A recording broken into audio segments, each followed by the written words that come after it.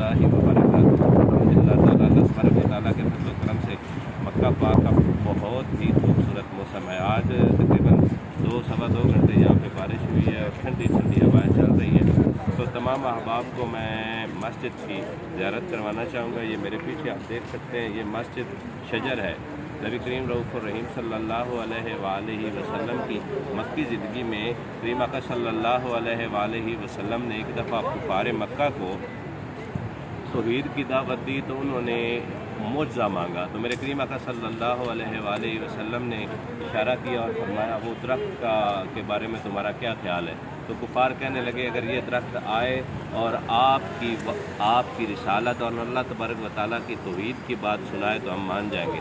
मेरे करीम आका सल्लल्लाहु अलैहि वसल्लम ने इस जगह पे मौजूद एक दरख्त को इशारा किया। वो दरख्त चलता हुआ ज़मीन से निकला, अपनी जड़ें उखाड़ी और करीम आका सल्लल्लाहु अलैहि वसल्लम की बारगाह में झुक कर करीम आका सल्लल्लाहु अलैहि वसल्लम को सलाम अक़ीदत भी पेश करता है, अल्लाह के महबूब की रिसालत की भी बात करता है और अल्लाह की तौहीद की भी।